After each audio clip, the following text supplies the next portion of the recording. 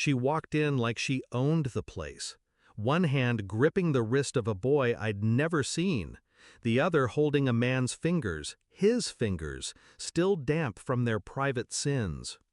I was making tea. The scent of jasmine hung thick in the air. I never stopped stirring. She tossed a manila envelope on the counter. The paper landed with a thud too heavy for its size.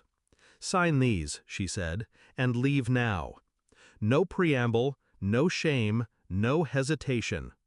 The man behind her smirked. The child looked confused. And then, my son, our son, stepped into the kitchen doorway. He was holding a book. His voice didn't shake. "Mom, you really don't know?" He opened the book. She looked. She froze, and all the blood drained from her face. It started with absences. She stopped kissing me goodbye, stopped asking how my day was, stopped folding my shirts the way she used to, like she couldn't bear to touch them too long. I noticed everything: the shift in perfume, the late-night work calls, the way she never looked me in the eye during dinner anymore. Then there were the whispers behind closed doors, the giggles through walls too thin to hold secrets. At first, I told myself it was exhaustion, boredom, a phase. But lies leave fingerprints, and she stopped cleaning hers off. So I listened, and I waited, because people don't just fall out of love, they crawl toward someone else. I didn't confront her. I documented. Phone records, hotel receipts, one too many business trips that lined up with the man she swore was just a colleague. She thought I was predictable, passive. That was her mistake.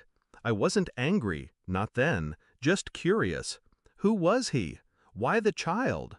I followed her once. They were at the park. She was holding the boy's jacket. He called her Mommy, and she smiled like I hadn't seen in years. That was the moment I stopped pretending. I went home, checked dates, did math. The boy was 8. We've been married 11 years. She had a child while married to me, raised him in shadow, and brought him into my house like I was the stranger. So I began collecting. DNA sample, easy. Toothbrush from the trash. Hers, his, the boy's, and one from our son, out of caution. Weeks passed. The results arrived in a brown envelope, unmarked. And what I read turned everything inside me to ice. The boy, hers, not mine. Her lover, his father. But the real knife?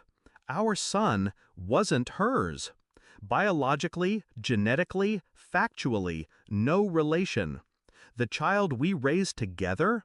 She'd stolen him. From her sister. A hidden pregnancy. A secret adoption. Arranged quietly after the sister's overdose. A twisted game of charity she never confessed. And she raised him like he was hers. Used him as proof of motherhood while hiding another son born of infidelity. She lied about everything. Who she was. Who he was. Who we were. I didn't react. I didn't cry. I printed the documents, tucked them into the back cover of my son's favorite book, the one she never read to him. And I waited for her to arrive. When she told me to sign those papers, it felt rehearsed, a line she'd practiced in her mirror with the man beside her. But the moment our son opened the book, the moment she saw the report taped inside, her entire face collapsed. She reached for it. He pulled it back. His voice was quiet, controlled. "I thought you loved me." She couldn't speak, couldn't breathe. Her lover looked confused, then alarmed. I turned to him. "She never told you, did she?" He stepped back. I looked at her, not angry, just done. "You asked me to leave," I said, "but you've been gone a long time." Then I turned to my son. "Get your bag." He didn't hesitate. We walked out together, left them standing in silence. The envelope she gave me still lay unopened on the counter. Theirs was never a family, just a performance, and the curtain had finally dropped. I didn't look back. I don't wonder how she explained the truth to that boy, or what the man did when he realized who he'd truly been sleeping with. That's not my concern. Some truths don't need to be spoken. They just need to be shown. I didn't lose a wife. I shed a mask and found my son staring up at me, not with confusion, but with understanding.